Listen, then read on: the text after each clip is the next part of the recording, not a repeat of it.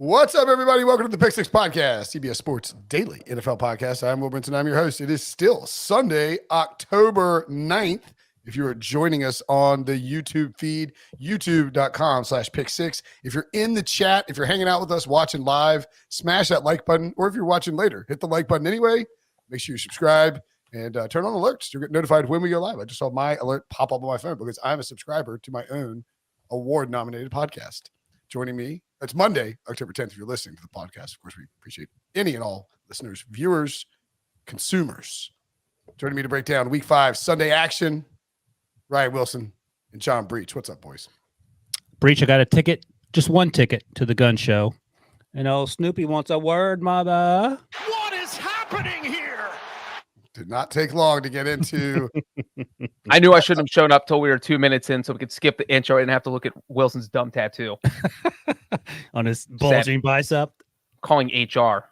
The Bengals now 2-3 after losing Snoopy 3-2 to the Baltimore Ravens on Sunday Night Football.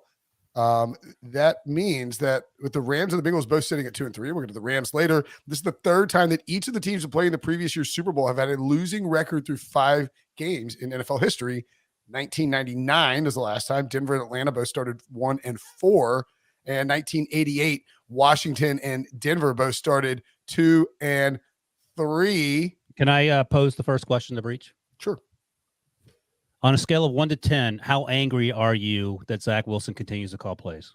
Zach Taylor. Yeah. You wish Zach Wilson was calling plays. So here is the problem: is that every time the Bengals lose, what conversation do we have? It is is Zach Taylor a good coach conversation? I swear to God, we bring this up every single week because he makes at least 5 completely perplexing decisions per game where you wonder how he became an NFL coach, and then he does other things, and you're like, oh, it makes sense. He's a really good coach. How do you go from great to not knowing what you're doing in the span of one game every single week? Literally every single week. It's unbelievable. And so, obviously, Wilson, what you're talking about, if there was someone who did not watch this game, was when the Bengals drove straight down to the Ravens' 2-yard line in the third quarter. They were trailing 13-10. They scored a touchdown. They go up 17-13. Guess what? Justin Tucker can't beat you when you're up by 4 because the Ravens have to get a touchdown. So what do?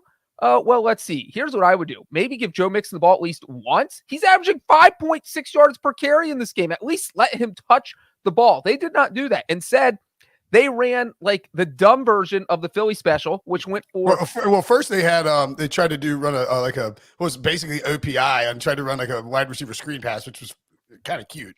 And by the way, Hayden Hurst, not even to a wide receiver, right? To Hayden Hurst, who by the way did have a good game, but like if I'm throwing that pass, I'm probably throwing it to Jamar Chase.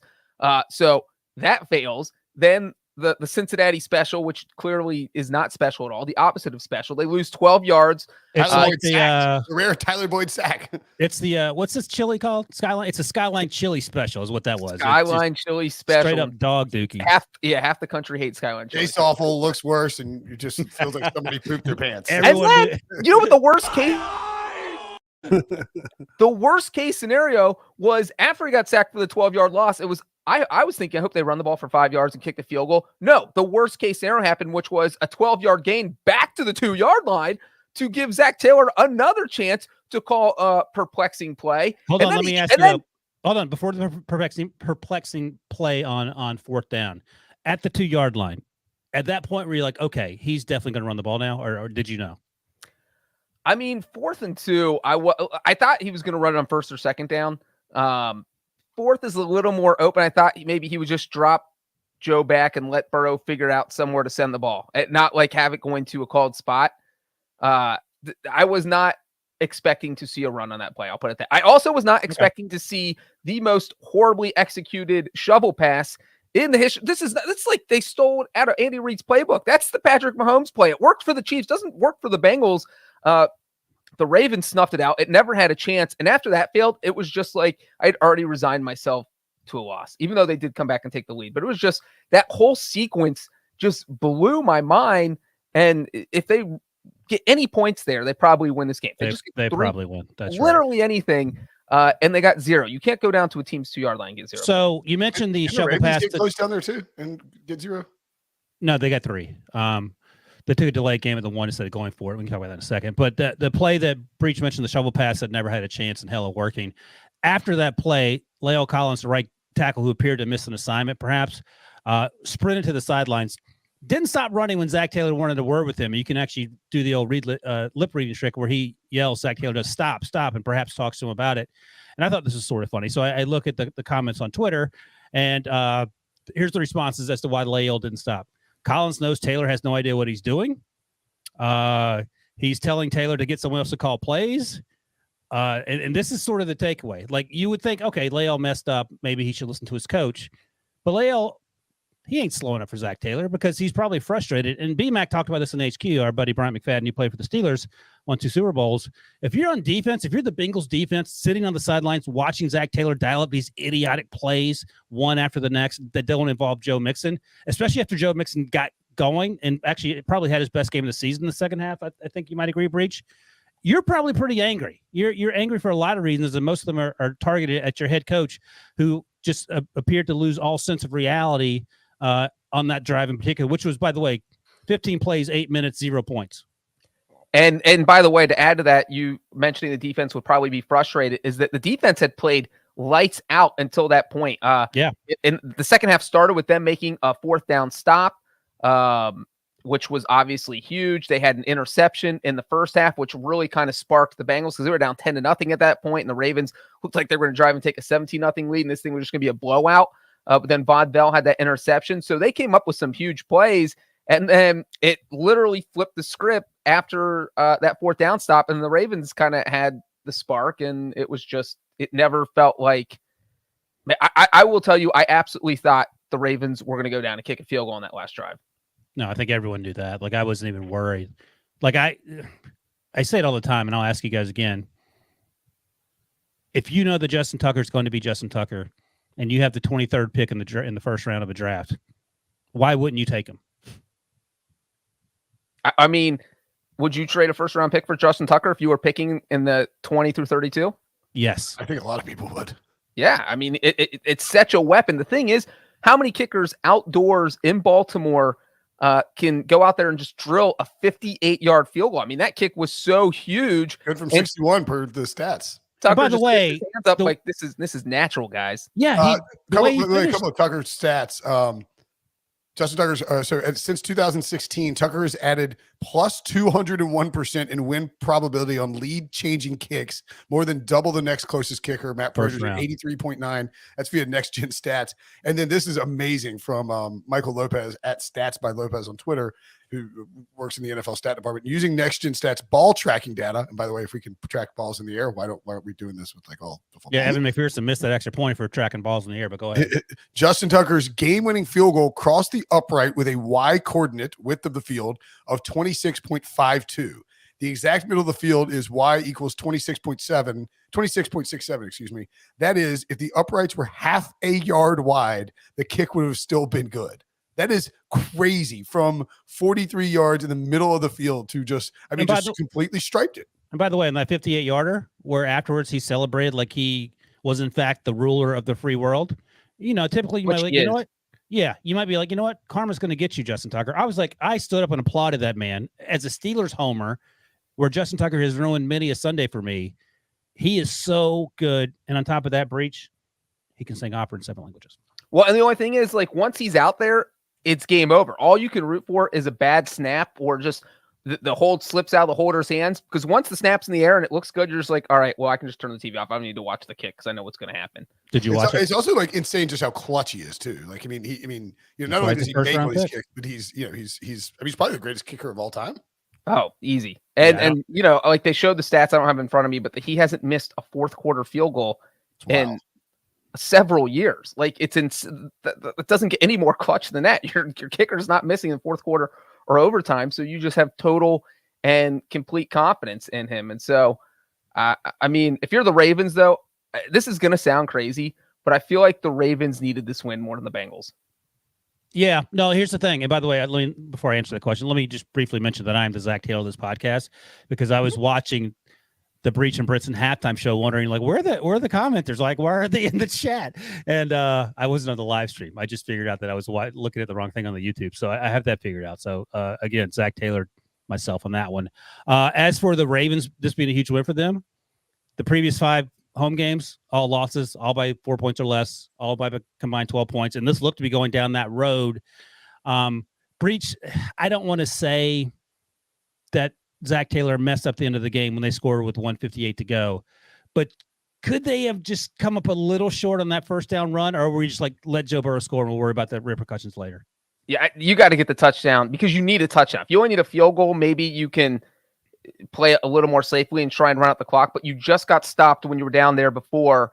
And so you have to get the touchdown. Like if you're going for a touchdown, I'm fine with them getting the touchdown. Yeah. You'd like to burn a little more clock off, but I mean, at the same time. But given how the previous 15-play drive went, I understand why you're like, you know what, let's just let Joe Burrow run it and have the tight end push. And 15-play, 8-minute drive that got 0 points. Well, that is debilitating for an offense. To that point, real quick, is that the Ravens did have all 3 of their timeouts left. So if the Bengals don't score on that first play down there, they're probably calling a timeout there. Right. That's a good point. As you can see on the graphic, if you're watching on YouTube, youtube.com/pick6, smash the like button if you are. The Bengals 2-0 against the Ravens last year, dropped 41 points per game. Lamar didn't play the full game in either one of them, but and missed one entire game. But they held the Bengals to 17 points. I think like that's the other takeaway here is that the defense played well and it deserves credit for stepping up in some big spots and limiting the Bengals. Primarily limiting the Bengals. The Ravens offense wasn't as explosive as it could have been. Lamar missed like 2 easy touchdown throws. And one of them on 4th down. Oh my God. 4th and 2. Yeah. That's what I was thinking of. The 4th down that they went for it. Was there the beginning of the second half? Was there a flag there?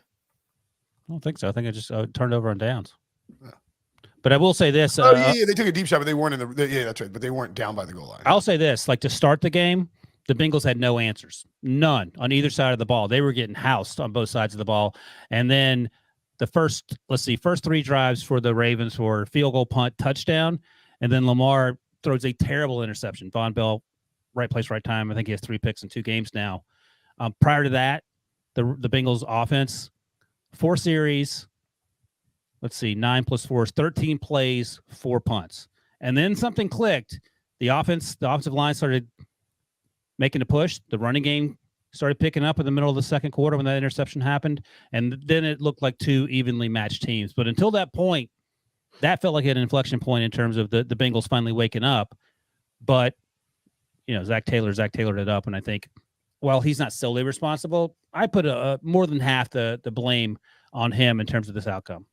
I mean, it's crazy, though, because I think you look at Zach Taylor and you watch him coach and you do think his Breech point, like we ask every time, like, is he a good coach? And the answer's no. He's just going to win enough games where he's just not going to get he went to the Super Bowl last year. He's not even on the hot seat. What did he win, like 2 and 3 games to start his first 2 seasons? Yeah, I mean, he was on the hot seat, then went to the Super Bowl. I mean, that buys you a ton of time. A lot of coaches don't get that far down the road. I'm also not complaining like I want him out. Let me be clear about that. I just think that it's up and down. It is a yo-yo every week, and I don't know how that's possible. Is he a good coach, Breech? Sometimes, yes. That's what I'm saying. No, that's the thing. What? Bro, what are you talking about, man? I'm with Westbrook. He's not a good coach. It is like a cross between Sean McVay, Dave Shula. Thank you. Okay. Rich Kotite. Thank you. Okay. And Kyle Shanahan. No. And it's like all boiled together. And without the Kyle Shanahan and the Sean McVay. Oh, God! No, God, please, no! I can never have enough Michael Scott. Brinson, let me ask you, because Breech is obviously drunk on Bengals juice. Rank the head coaches from first to fourth in that division, the AFC North. In the AFC North, I will say I personally prefer Harbaugh to Tomlin, but they're very close. Who's third? I mean, probably. I think it's like 1A, 1B, and then 3. It's like 12A, 12B. I think that's exactly. I think it's exactly right. And I would take Stefanski over Taylor, but I think Stefanski. It's 2 Spider-Man gifts, one at the top and one at the bottom. Yeah, exactly. Yeah, Spider-Man. Yeah, I mean, like Tomlin and Harbaugh clearly substantially better coaches than the other 2. Breech, Taylor, I just think like Joe Burrow is the reason that Zach Taylor, like Joe Burrow overcomes a lot of mistakes that Zach Taylor 100%. makes, and that's probably going to hamper you in the long haul, and that should be concerning. All right, let me ask Breech real quick. Can you rank you in a rank on Breech? You want to put Zach Taylor first or not? I do not want to rank him, but I do want to say that this is what it's like to be a Bengals fan. Yeah, they have 3 losses this year. All 3 of them have come on walk-off field goals as time expired. Steelers week 1, Cowboys week 2, Ravens tonight. Well, that sounds like a coach. I have Zach Taylor ahead at Kevin Stefanski. There you go. By the way, the final word is from Sam Bruce Smith in the comments. Joe Burrow is a good coach. I think that's fitting. All right. I'm putting Zach Taylor third. I'm putting Harbaugh first, and I'm putting Tomlin second. And you know what? I've had some Steeler friends text me the past week or two and say they're kind of over Tomlin. Joke's on you. You don't have to. All right, we got other games to talk about. Chargers at the Browns. Chargers 30, Browns 28. Speaking of game management and fourth down decision making, Brandon Staley, the Chargers coach, went for it on 4th and 1 on the Chargers 46 with 1:14 left, and the Browns holding 0 timeouts and a 3-point lead. The Browns get the ball back. They don't have to go very far. They don't go very far. Sets up a 54-yard field goal that they, I think, just missed, right? It was like a little wide left. Yeah, but it was a long kick, and I felt pretty early on, like halfway through the kick, I felt like it wasn't going to go through. Initial reaction without knowing anything else, was that a good idea by Brandon Staley? No. Breech? I mean, that's a fireable offense. If they lose that game, you don't even let them on the plane. You just send them home and say, hey, man, your analytics have gotten a little too crazy. It's not even analytics anymore. You're just making up your own stuff. No one goes for it in that situation. But here's the thing for me, and we talked about this. Brandon Staley has been incredibly wishy-washy this season about when he goes for it and when he doesn't. It's unclear as to why, whether he's listening to the media or the fans or maybe the GM or the owner. I don't know. I didn't care that he went for it on that particular play. And the 4th down bot by Ben Baldwin said you absolutely should go for it there. Your winning percentage goes to 88%, a plus 11.7 winning percentage if you go for it. But here's the thing. So it's 88% if you go for it. If you punt, it's 76%. So then the question becomes, and we talk about no timeouts, all that. Is there a discernible difference between 88 and 76% with how much time was left? 1:13 to go. And I understand why you would punt it.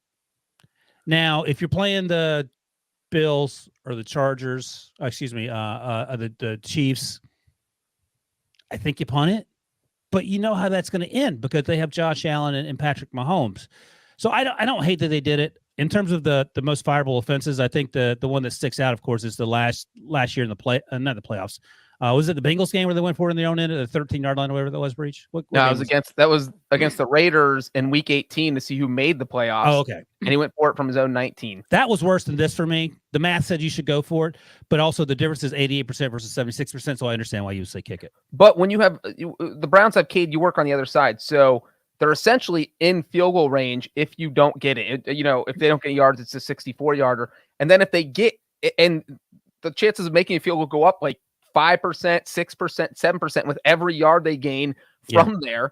And the fact that the Browns got to the 35 or 36 or wherever they got and just made this completely dramatic, it was an interesting call.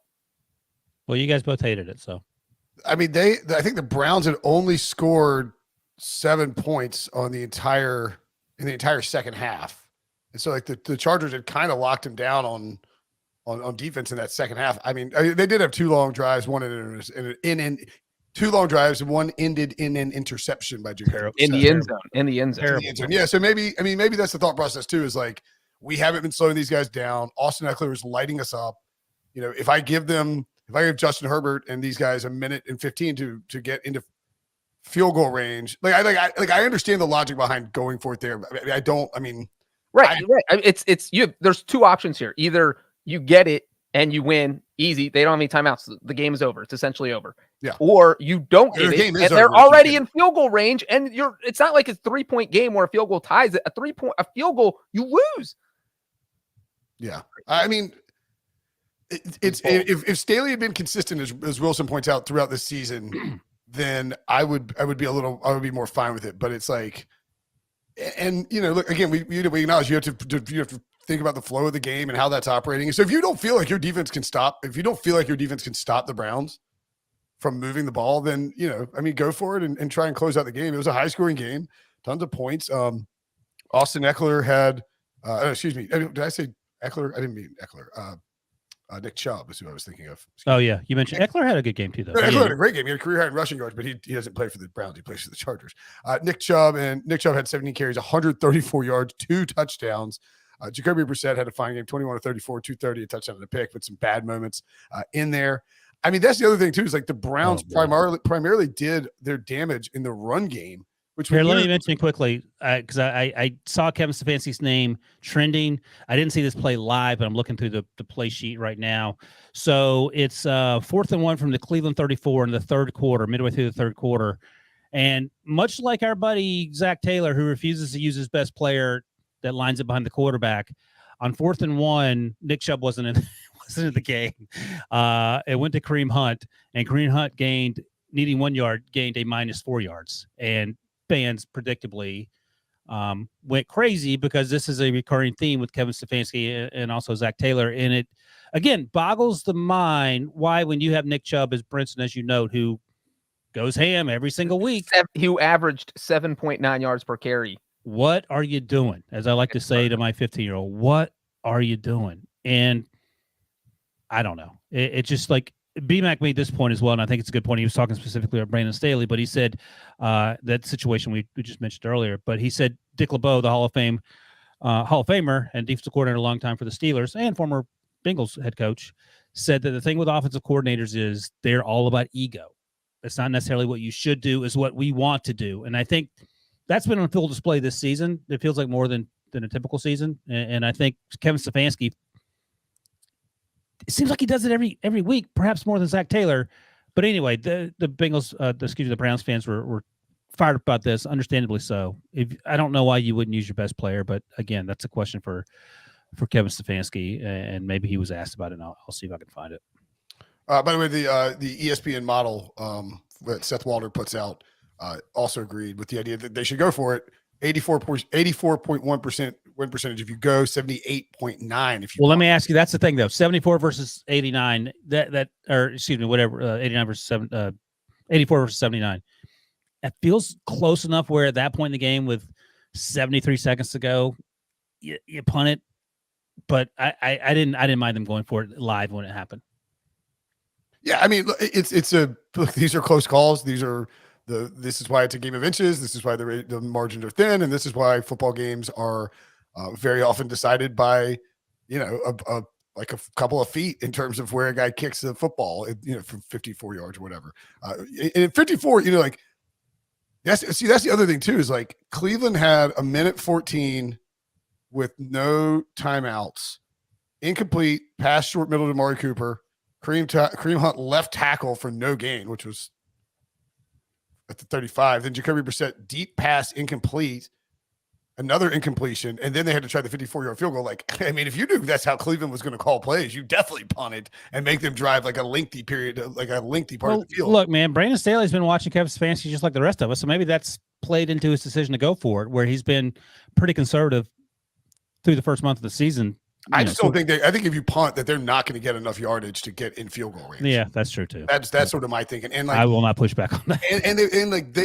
They got all their. We knew they were going to succeed in the run game on Sunday against the Chargers, because you can just run on the Chargers, and you're just not going to be able to run in that spot with a minute 14 left. Like, yeah, Patrick Seeley in the comments basically says what you said. They're playing a bad passing team with no timeouts. It was a terrible call. Yeah. Fair enough.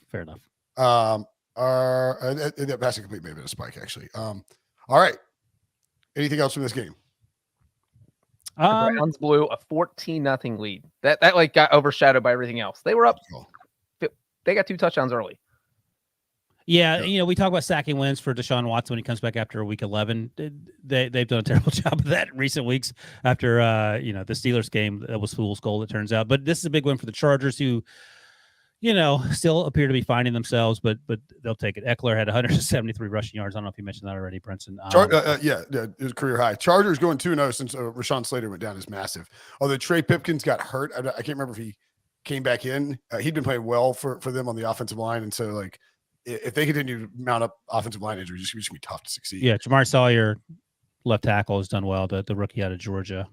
So day 3 guy, good for him. Yep. All right. Next game. What's next? Saints 39, Seahawks 32. The Seahawks have given up 27 plus points in 4 straight games for the first time since 2006. Oh, by the way, one more point on the Browns and the Chargers. Justin Herbert is 2-14 when trailing by 14 plus points, and both of his wins are against the Browns. Oh my God. Yeah. Taysom Hill, 9 carries, 112 yards, 3 rushing touchdowns, and 1 passing touchdown. Just the second Saints player with 3 rushing touchdowns and 1 passing touchdown in a game since Archie Manning in 1971. Nice. The Archster? Geno Smith's last 3 games, 71. Hold on, quickly, let me tell Breech. Breech, you know that me and Brinson at the Arizona Super Bowl while you were in Las Vegas with Jamie Erdahl, always like to point out your careers diverged quickly after that Super Bowl. We interviewed Archie Manning on set. She's like doing like what? This. He was talk to Archie. Did he talk about this game? No, Archie liked us. He was a great guy. He didn't like you. Pretend to like you. I'll take it. Anyway, go ahead. I just wanted to bring that. I wanted to rub it in Breech's face that he. Geno Smith, 72% completion percentage, 34.3 points per game for the team, 304.3 passing yards per game, 7 touchdowns, 1 interception in his last 3 games. The man is on fire. From now on, until he starts playing like old school Geno Smith, we have to refer to him as Eugene Cyril Smith III because he has earned it. He is miles better than Russ Wilson. I mean, he's been substantially better than Russell Wilson this season. He's one of the 3 or 4 best quarterbacks in the NFL according to the advanced metrics, Football Outsiders. And he was throwing lasers out there today on Sunday afternoon. But, he couldn't overcome Andy Dalton. By Andy Dalton, I mean Taysom Hill. Yeah, or the Seahawks defense. Alvin Kamara went nuts too. 23 carries, 103 yards, 6 catches, 91 yards. Taysom Hill just was. I mean, the Seahawks overs are just bets moving forward. Like RJ White had this one. I was saying like maybe you go to the Lions, but like the Patriots felt like a weird spot. I mean, the Seahawks are just giving up tons of points and are scoring tons of points, and they don't care who they're playing. Like this Saints team, looked more competent with Andy Dalton under center last week, but we didn't necessarily think it would be a good defense. I mean, a good offense. Like they lit up the Seahawks. They were scoring every which way. Taysom Hill going crazy. You see that just the 100 rushing yards, 3 rushing touchdowns, and a passing touchdown since 1950. It's only happened 3 times. One Sunday with Taysom Hill, 2008, Ronnie Brown at New England. I guess that was the Wildcat year. And then 2005, LaDainian Tomlinson obviously ran in and then threw. It was. I remember the pass. He's like, it was like a pitch, halfback toss, little pass. I think he threw. Look at you with the memory. Yeah. I also want to point out that Chris Olave had 4 catches for 54 yards. He got body slammed in that game, or sort of hip tossed. I can't remember who did it. Kobe Bryant, the rookie out of Cincinnati, the cornerback, and he was knocked out. Dude, they're gonna have to change the hip toss. They're gonna make a hip toss rule this offseason. Whoa! That's not really what happened. I mean, it was in the end zone. It was in the back corner of the end zone, and they were both trying to make a play for the ball. It was a hip toss. No, it was in the middle of the field when he like. No, it was in the end zone. No, it was in the end zone, and then they reviewed the play. They called it incomplete. And they reviewed it and called it a touchdown. That's right. Yeah, right. Yeah, because I don't know that there was like any. Like you're trying to stop a touchdown, I don't think that's. But it was a hip toss, right? Yeah. Well, he caught the ball and they hip tossed him down to the ground. Yeah. And when his helmet hit the ground first, he lost total control of the ball. It dropped out and fell. I think that but of course it was a clean play. Nobody's questioning the whether it was a bad illegal hit. I'm just saying that I think given and we'll talk about this more. We got a couple of games we'll mention, but given the concussion situations that's been popping up, with these hip tosses, because when you do the hip toss, it's like you hit your shoulder and then you bounce down. I just wouldn't be surprised if they made some kind of tweak. And well, they made a tweak in the Bucs game. We'll talk about that later. I don't know if you can. I mean, it's tackle football, and I'm glad that Chris Olave was able to walk off the field. I'm also glad that they didn't let him go back in, and I think it's insane to me that it took Tua, what felt like almost dying, for them to have to change the rule that everyone knew was stupid to start with. I don't need to rehash that, but I'm glad that Chris Olave, said we're going to rehash it after the break. Well, and this game had a couple interesting reviews. It wasn't just the Olave one that was called incomplete on the field. I thought that was a fine call, though. I thought it was a touchdown. Did you not?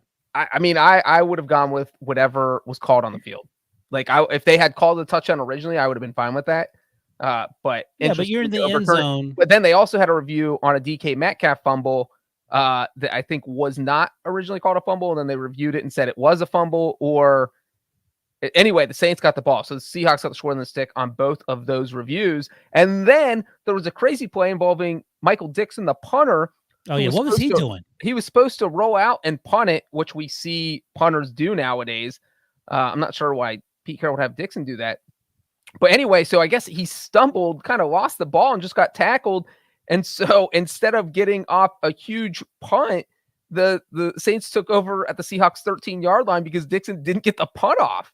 And then they scored a touchdown. And, you win by a touchdown. That ended up being a huge, huge part of this game. So I don't know what Dixon was doing. I had him ranked number 1 on my punter rankings. I'm going to have to drop him just for this play. My goodness. Let me ask you guys this. If Geno Smith were the quarterback for the Denver Broncos, and let's say the play caller wasn't Nathaniel Hackett, but someone not crazy, what would the Broncos' record be? 3-2. It'd be better without question, right? Like no one's saying that it would be the same or worse. Like it's impossible, right? Yeah, it would not be worse. I think it would be better. 1.5 games better, according to wins over Wilson. Yeah, I was just watching the play again. I think that I think if he hadn't gotten concussed, he would have held on to it one. But I feel like if he hadn't hit his head, I don't know that they rule it a touchdown. Like he loses control. I mean, but survive the ground, right? Yeah, I don't know. It was close. Maybe Breech is right. Maybe you stick with what you call. But once you're in the end zone, did he have 2 steps? Did it feel like or not? No, I didn't feel like he had a football move. Okay. Yeah, then I don't know why they overturned it. I thought maybe it was 2 steps and he was over. No, I mean, he got multiple steps and then he was thrown down and then he sort of lost it. It's just very clear. Like his helmet hits the head and then that's. I like the idea that if that is if your helmet hits the head and you lose cognitive function there, if you've survived the fall up until your helmet hits the turf, I don't mind that being ruled a touchdown. I don't know. No, it's not a touchdown. I mean, just because you're concussed doesn't. I mean, you know what I'm saying, but you can tell when it happens. Yeah, that was quite clear. Of course. Yep. Can't wait till Andy Dalton leads the Saints to the playoffs. All right. Well, get comfortable. Get a nice chair. Okay. Moving on. We will. Does this say anything about the Saints though? In that division, that's pretty terrible. I don't think it says a ton. This is the Saints team.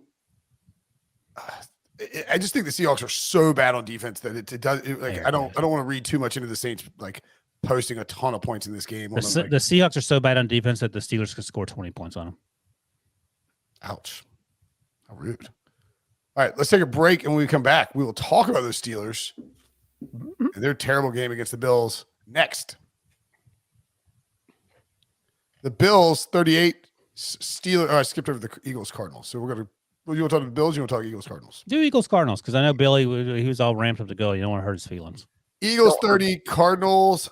Billy's wearing his 17. Kyler Murray lime green grandma suit right now, so please talk about the Eagles-Cardinals. The Philly with another victory. They move to 5-0, winning on the road in Arizona. They don't cover. Arizona was +5 in this game. Pretty solid game from Jalen Hurts, who ran 15 times for 61 yards and 2 touchdowns, 26 of 36 for 239. Dallas Goedert led the way with 95 receiving yards. Nothing from A.J. Brown. And then Marquise Brown had a nice game for Arizona. 10 targets, 8 catches, 78 yards, and a touchdown. Not really it was a close game, but it was not exactly a thrilling game. No, let me see. They were up 14-0. Is that right? Let me check real quick. Yes. The Eagles were up 14-0. And again, we talk about this every freaking week with this Cardinals team. They've been outscored 38-0 in the first quarter of the season. They don't have a single first quarter point this year. I didn't see what Cliff Kingsbury said after the game, but I can imagine based on previous week's comments, we got to get better prepared during the week to be able to come out and start fast. Well, they haven't done it yet. And that, again, goes to the incredibly handsome head coach who doesn't appear to be a very good coach. So, Kyler Murray was despondent after the game when he spoke with the media, whatever, I get it. And I think if you're the Eagles, the takeaway is that you're finding new and not necessarily sexy ways to win football games. And that's incredibly important as you go through this because you're going to come up against some situations where things aren't going your way and you find ways to fight back. Last week, they were down 14-0 to the Jaguars at home. In that mud bowl, they won that game. This week was different. They were up. And then the Cardinals, as they like to do, made their comeback in the second half, and they were able to stave that off. Jalen Hurts continues to be a beast as a running back. I don't mean that in a bad way. He had 2 rushing touchdowns, 61 yards, led the team in rushing. And by the way, Jalen Hurts, 7 career games with 2 or more rushing touchdowns. Second is tied for second most all time in NFL history. Cam Newton has 10, the most in 148 career games. Hurts has 7 in 35 career games. That is like he could be the greatest rushing quarterback of all time. Like, which I didn't think would be possible. I didn't think we'd see anything remotely close to that after Cam Newton.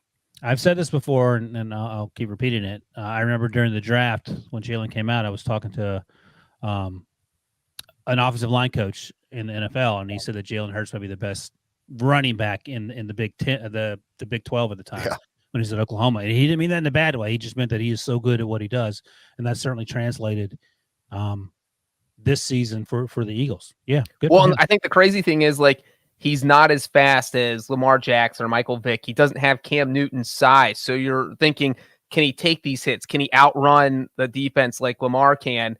And so I think it just kind of snuck up on everyone that he was going to be, like we could see he could run, but the numbers he's put up are really amazing. Yeah. And how do you spell that? Deceptive. It's deceptive how good however the kids spell it. THICC. Is that right, Billy? Yeah. Billy's a kid. Billy the kid. Is that what I'm going to call him? Billy, do you want to weigh in on the Eagles while I fill my glass back up? Yeah, sure. I have no issues. You have to weigh in on the Eagles every week. Like, you took off the Kyler. You cut the Kyler suit. What's up? I never had the Kyler suit on. Never. He must have been going to church though. I mean, right. I think he did need some church today, especially for that blunder that he had at the end of the game, just not knowing where he was on the field, which kind of is the only reason why we won the game, because the Cardinals were able to move the ball on this Eagles defense, which was kind of alarming. And I mean, we had this issue last year with Jonathan Gannon. I just don't understand why he wants to run that cover 2 shell all day, every day, and think that that's okay with a team moving the ball. Like, I guess in this case, it worked out for him, but it doesn't always, like we saw last year, it doesn't always work out. So I just feel like I need him to, like earlier this year, he mixed up his looks. He mixed up his defenses. He started blitzing earlier in games, which he wasn't doing last year. He didn't do that in this game. And I don't know why he didn't do that. I guess he was scared of the mobility of Kyler Murray. But I know all Eagles fans are frustrated with the fact that he just keeps running this show. We just need him to be way more aggressive, because if we play a better team and a better quarterback who understands the moment of the game, we lose that game. It's funny you mentioned that. You probably know this, but if you don't, and you're an Eagles fan or you just like to learn about the game, the Honest NFL on Twitter, this guy's I don't know if he worked for the Eagles at one point, but he worked in the league, and he talks a lot about the Eagles, and he tweeted out during the game. He's incredibly smart, incredibly insightful. I actually learned a lot just reading his Twitter feed, which you can really say about anything on Twitter. But he mentioned during the game, he said games like this are good examples of how coaching staff can win and lose games. They're failing their players miserably on both sides. No adjustments, no changes to the approach, and they don't seem worried about it. They'll say it's all down to the execution, and it is to a point. But the coaches failed, which is basically what you sort of said there, Billy. And I thought that was interesting, because that was the first time all season you've heard that about the coaching staff, at least beyond sort of, Eagles fans and sort of Eagles blogs and Twitter and whatever, or maybe Twitter, Eagle TikTok, if that's a thing. I don't know. Who was this? Who said that? Sorry. The Honest NFL on Twitter is like a fantastic. He's a fantastic follow, and he was tweeting during the game about that. Typically, he's tweeting about X's and O's and things that are sort of beyond my level of comprehension, but that I certainly understood, and it sort of echoed what Billy mentioned while you were getting your refill on your wine cooler there. I mean, it was also the rushing attack as well, which was just frustrating. It's like we abandoned it, and it's like we understand, like we do have Devontae Smith out there, we do have AJ Brown, who had 3 catches for 30 yards in the first quarter and then never was targeted again the rest of the game. Like, that's an issue, especially when you're having trouble moving the ball. Why are you not targeting the guy that you just traded for and just paid a whole lot of money for? Like, you have him on the outside, use him. And if you're not going to do that, then run the football. There's too many times where we're throwing the ball on 3 out of the 4 downs. It just can't happen. Like, those are just things. And I think Jalen was clearly frustrated with the offensive coordinator and Sirianni, because I think they were just too pass happy in this game. And he knew that our best bet was to run the football, which I think that's why they ran the football a little bit more in that last drive. A larger picture question for you, Billy. Brian J in the comments says, actually, let me find it where. Someone asked, I can't find who said it now, but I apologize. Oh, Brian J. Yeah, he said Hurts isn't close to Cam or Lamar. Where do you come down on that? Yeah, he's tripping. He's tripping. I mean, I think they're all. Well, I think Cam they're all was very MVP. different. Lamar was MVP. I think that's a high bar. I mean, I understand what he's saying, but is Jalen Hurts an MVP candidate? I mean, we don't know. He could be after this year. He possibly could. If the Eagles, he's an if the MVP Eagles candidate do right now. not look, if the Eagles do not lose a game this whole year, I don't see why Jalen Hurts does not get the MVP. I just don't. I just don't. I'm just saying, like, if the Eagles go 17-0, Jalen Hurts will get the MVP, and exactly. Nick Sirianni will probably get Coach of the Year. Yeah, that's Probably. Yeah, probably. Yes, probably. Yeah, I mean, Zach Taylor would like a word. We should talk about though is the Kyler Murray play. Yeah, and his lack of awareness and sliding. 10 inches short of a first down and then spiking it. If he just doesn't slide, he gets the ball gets put down past the first down line. He gets a first down. You spike it. You have 2 or 3 plays to take a shot at the end zone or even gain a few more yards for a field goal. But he fell short, 2nd and 10, gained 9 yards, spiked it on 3rd and 1, stopped the clock because they didn't have any timeouts. And now it's 4th down and you don't have a choice because you can't just like QB sneak it for a first down because you don't have any timeouts and the clock will just keep running. And there's only like 23 seconds left. And then the worst part is their normal kicker, Matt Prater, is out with an injury. So they have Matt Amendola in there. And literally, if you're watching this game on the broadcast, as Kyler Murray's getting ready to spike it, they're showing Matt Amendola's warm-up kicks from before the game. And they're like, this is his worst spot on the field. You put him on the left hash, he's going to miss it right. And they showed him miss like 3 kicks and warm-ups to the right. And then that's exactly what happened. So not only did you fall short, you put the kicker in the one spot he absolutely didn't want to be in, and then you lose. So, I mean, it was insane. Is there Cliff Kingsbury explained this, by the way. He said, I was right there. He said it was his call. I thought he was clearly past the line to gain, and they brought it back. And by that time, he had committed to clocking it. Kingsbury said 22 seconds left. He ran there, didn't get it. We have a hurricane field goal with a new kicker. It was just past the point of no return. And according to Jimmy Kempski, friend of the pod, and with the Philly Inquirer, I believe, or Philly Voice, the stadium down in distance said 1st and 10 on the 3rd and 1 spike. So I think that Cardinals and Cliff and Kyler all believed they'd gotten the first down. And then they realized it was 3rd and 1. I mean, can Cliff not see the field from where he's standing 2 feet from the field? Like he's that's looking pretty bad. That's more of an indictment on himself. Yes, you don't 100%. Know what down it is at that point in the game, or if the chains don't move, how do you not know that it wasn't a first down? Like that's the whole. My man was on tender. He wasn't even paying attention to the field. If you're trying to switch to no run and didn't get it, you're scrambling with 20 seconds left to get your kicker hurricane field goal going. We would have kicked the field goal around the hurricane field goal. Hurricanes where you run out there with no timeout, so you have to get the whole field goal team has to be ready to run on the field. Love it, Breech. Thank you. I assumed it was like a chaos kick. What were you going to say, Billy? The risk reward wasn't good enough once we committed to clocking it.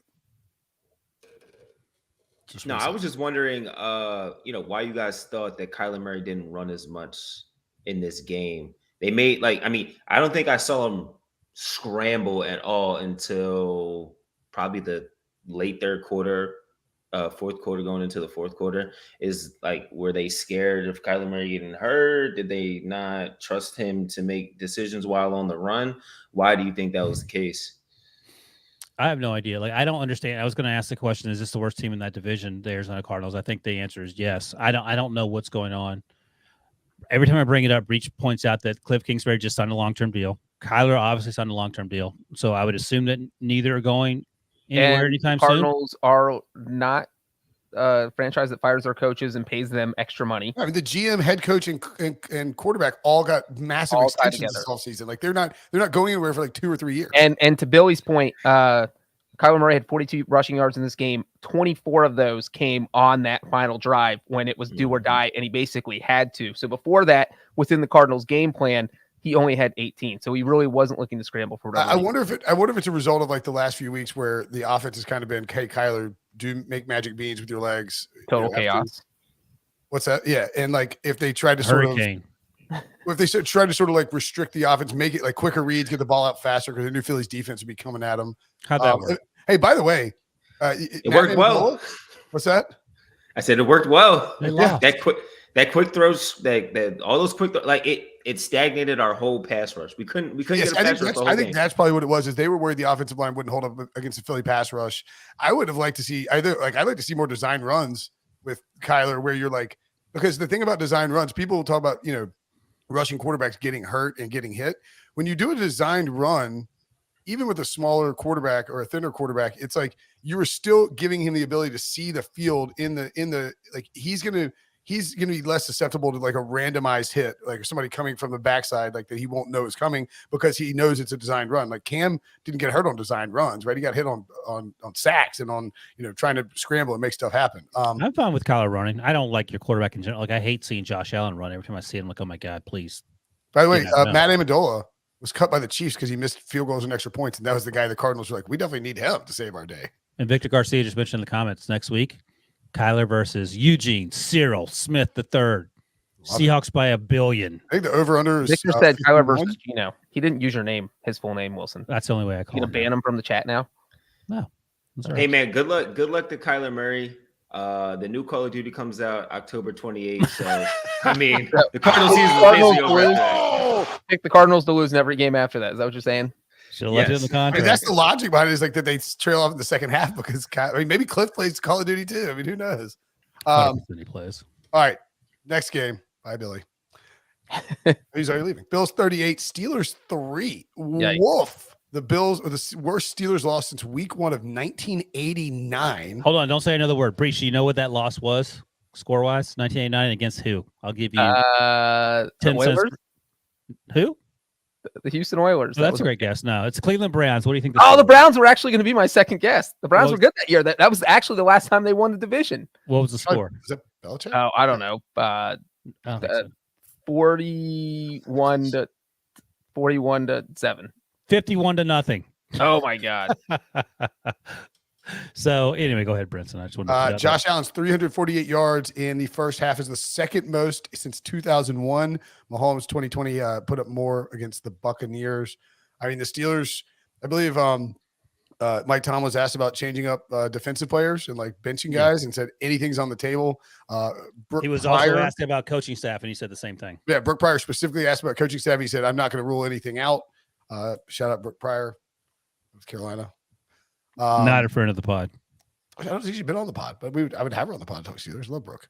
She told me she does not want to come on this podcast. Okay. So yeah, I mean, where's your head at, Wilson? On I told our buddy Joe Musso this. Wait, one more good stat. Sorry, 400 pass yards and 4 passing touchdowns versus the Steelers, including playoffs since 1950. Josh Allen on Sunday, Mahomes 20 last year, Tom Brady 2013, and Dan Marino 84. Only done 4 times. Yeah, there was a lot of reasons for what's the opposite of optimism in this game if you're a Steelers fan. I told Joe Musso this, our buddy. Pessimism, thank you, on HQ, and it might extend to Breech too. I'd be interested to hear what he thinks. But when you know you have no chance in hell of competing, and not just this week, but any week, it sort of takes the pressure off as a fan. You're just like, okay, let's see the moral victories I can find in the game within the game. Like who does something, like who kicks the ball into the end zone properly, who makes a fair catch and doesn't drop the football, because they had a muff punt on the second drive. So there was a lot of that going on. And I will say this, it was quite clear to me, and I wasn't huge on Kenny Pickett coming out in the draft in terms of him being a first-round pick. I thought he was a second-round pick. It is quite clear to me that Kenny Pickett is a really good football player. Oh. I give him a lot of credit. He stands in the pocket. He makes tough throw after tough throw. He had 1 interception, and I'm okay with that. He did a lot of really good things. A lot of the 327 yards were garbage yards at the end of the game, but he realized that George Pickens is a good player, so he threw the ball to him. And he led the team in receiving. Deontay Johnson and Chase Claypool, they need to start catching footballs. 13 targets, 5 catches for Deontay Johnson. He made 2 spectacular catches where his foot went out of bounds on tough plays, and then he drops 3rd and 4th down balls that hit him right in the hands. Chase Claypool plays like he's 2 feet shorter than Breech, and it's infuriating to watch. Pat Freiermuth was another player. Unfortunately, on this Sunday, he was concussed, and it was clear that he was concussed as soon as he got hit. He came out, didn't return, thankfully. But the moral victory for me is that Kenny Pickett is going to be pretty good. And I said all throughout the summer and early into the preseason that he is no Joe Burrow. He might end up being more Joe Burrow than we expected. Like he and the two things that I took away from this game from the Steelers. How about that fight? The fight when he got into that's one of them. So they got their ass thoroughly kicked without a question. Yeah. I mean, there's no doubt about it. It was an absolute whooping, and Tomlin basically admitted as much. I mean, anyone paying attention knew that. But two things stuck out to me in the second half. One, Kenny Pickett scrambled and slid to the ground feet first. His knee was on the ground, and he got smoked by DeMar Hamlin, his teammate from Pitt, as it turns out. No flag. No idea why it wasn't a flag. Gene Steratore, who works for CBS, said it should have been a flag. And James Daniel, the what's he play? Right guard, destroyed Hamler, pushed him to the ground, Hamlin. And the fight ensued. No problem with that. That to me says that this team hasn't given up, even though they're one of the worst teams in football. And then the fight you're talking about late in the game, very late in the fourth quarter, where Shaq Lawson went low on Kenny Pickett as he's scrambling. And if his leg had come off during that tackle, I would not have been surprised. Somehow he avoided serious injury. And Kenny Pickett got up and went after Shaq Lawson. Again, no issue with that. No flag on Shaq Lawson. Kenny Pickett was flagged for unnecessary roughness, wherever the flag was. And I sort of joked when I tweeted out that if that had happened to Tom Brady, the perpetrator would have been fired into the sun without a trial, sight unseen. So I appreciate the fieriness with which the Steelers played while they were getting their asses kicked. A lot of mistakes, but this isn't a team that's given up, like we saw last year, for example, with Urban Meyer's Jaguars. Now, they're a young football team. They're going to take their lumps this year. But that's encouraging to me. They're not a bunch of 32-year-olds. They're a bunch of 22 and 23-year-olds, and that feels good. Now, it doesn't feel good with the way it went down with that Bills team where Josh Allen is a superhuman and potentially an alien, but I was pleasantly surprised with Kenny Pickett's performance. How'd you feel about Mike Tomlin attempting field goals and then having it totally backfire because Chris Boswell had his worst game for years? Actively rooting and happy for Chris Boswell to miss those kicks as a finger in the eye of Tomlin for not going for it. And I absolutely, I love Chris Boswell, and at no point did I feel any animosity towards him when he missed those kicks. None. And it also made it easier for me, Breech, to overcome the silly sort of coaching decisions from Tomlin, not from Matt Canada, who I think should be fired immediately. But I feel like this team actually has some potential. Again, Matt Canada is getting fired. My only issue, not concern, is that Tomlin's so stubborn that, number one, he didn't start Kenny Pickett from day one, which he should have done. Yep. Mr. Trubisky is not good. He's a great guy by all accounts. It was night and day watching him run that offense versus Kenny Pickett. But I wish Mike Tomlin wasn't so stubborn that he didn't fire Matt Canada at the end of last season. Yep. It's just not good for anyone. The other thing I'll mention quickly is that Najee Harris, I love. Another reason why you don't need to take 11 carries, 20 yards. Jalen Warren, undrafted at Oklahoma State, really good football player at Oklahoma State, was a spark plug. Again, there needs you need to fill in the draft, and you don't need to take running backs in the first round. The Bills averaged 10.2 yards per play. Wow. Every time they ran a play, it's basically equivalent to Let me read these numbers to you, and you tell me what they mean to you. 98, 62, 41, 24, 17. The Steelers touchdown. The length of the Bills touchdowns.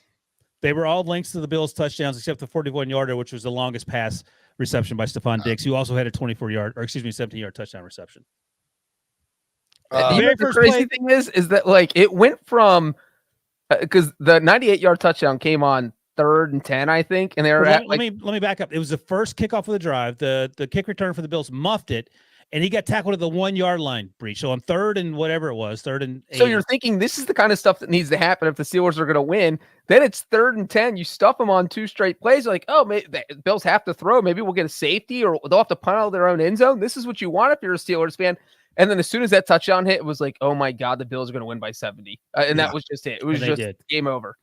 Well, it was actually just 10-3 after the first quarter. And then in the second quarter, Allen had 3 touchdown passes. And it was just like, we know when they're doing like, if you got the red zone on, it's like Scott Hansen loves to act like he doesn't know what's coming. And he's like, all right, let's go back to Buffalo where we haven't seen a whole lot of action lately. And he's like, he's changed the way he says Josh Allen, to be pointed out.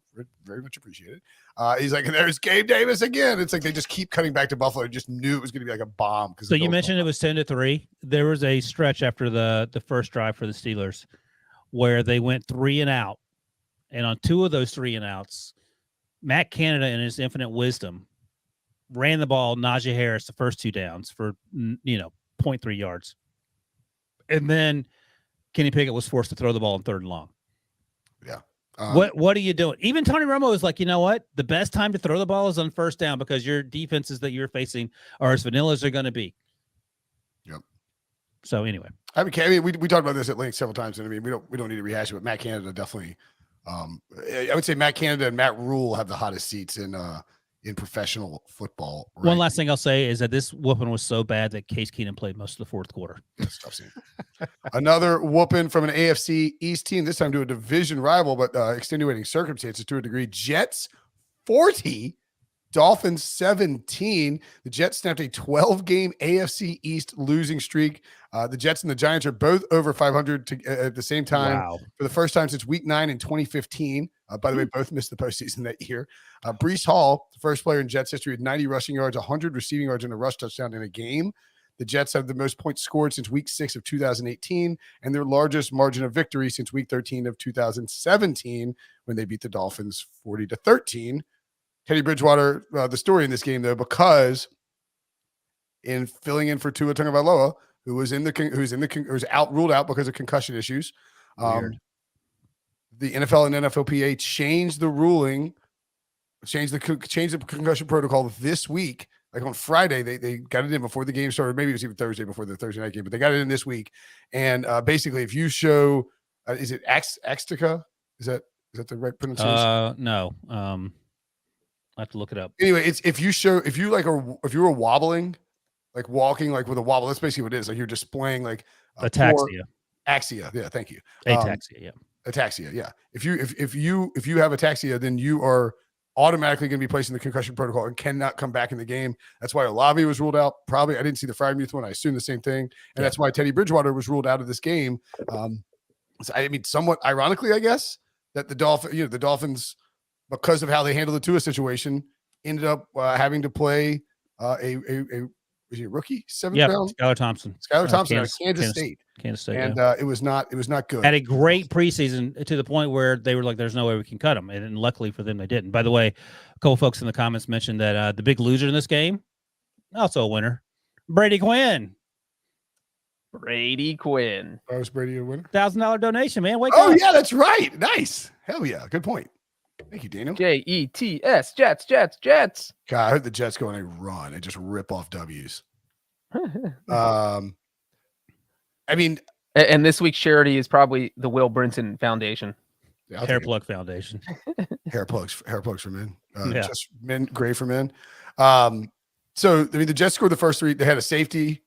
Teddy Bridgewater was it offensive? Was it a holding? No, it was offensive. Was it grounding? Yeah, grounding. Yeah, grounding for the safety. Greg Zuerlein field goal. Michael Carter punched it around. He got a lot of those red zone carries, which is concerning for Breece Hall fantasy owners. But Breece Hall obviously had a huge game, and this game was actually close. Like up until it was 19-17 when Jason Sanders made a field goal in the 3rd quarter for the Dolphins, and then the Jets just scored 3 times in the 4th quarter to make it an absolute bloodbath. Are the Jets any good? The Dolphins had a chance to take the lead in the 4th quarter. Yeah.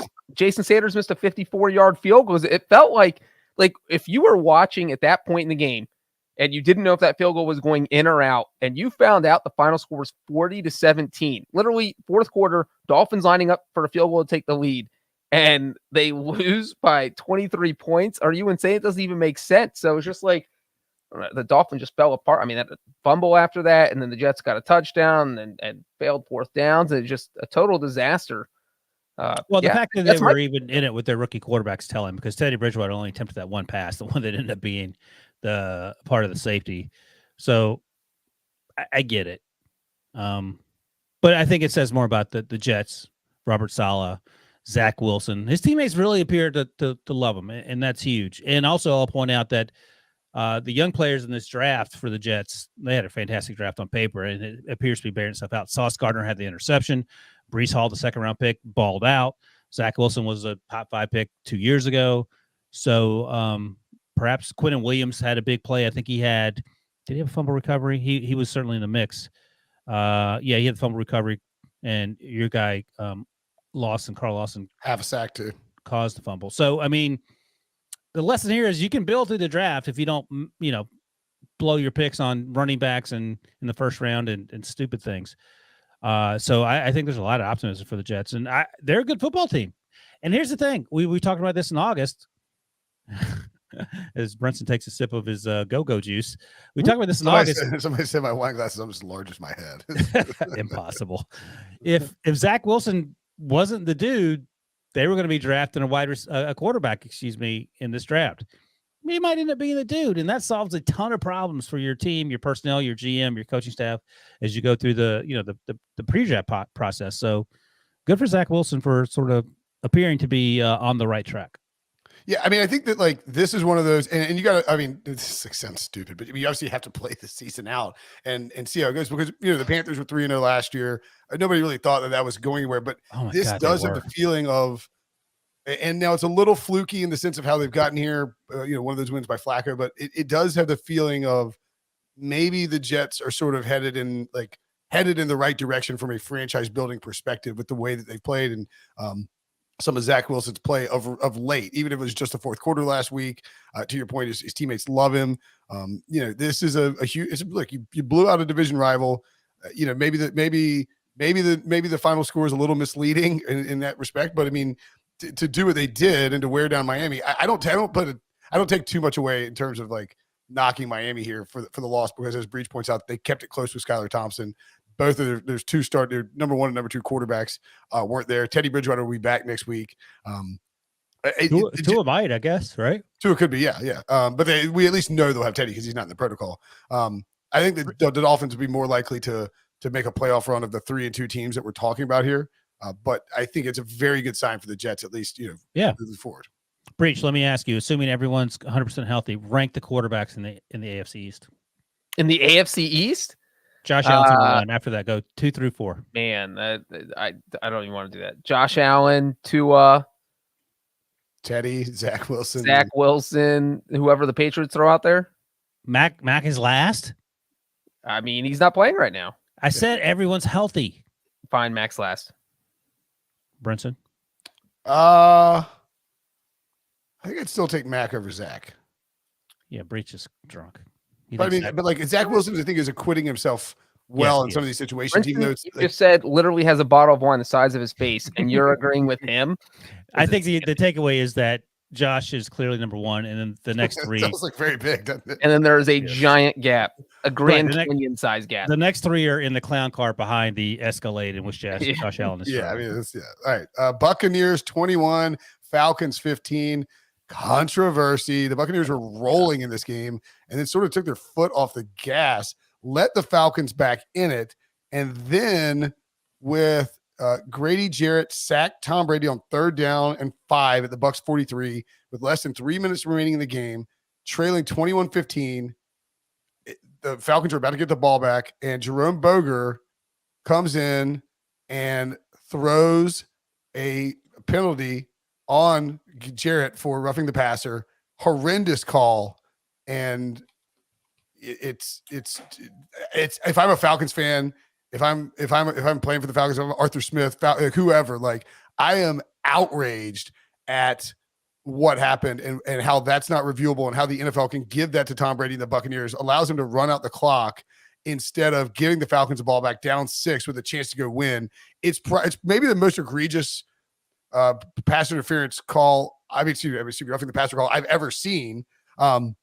Afterwards, pool reporter Greg Allman of The Athletic was interviewing Jerome Boger, asked him like, "Hey, what's up with that call?"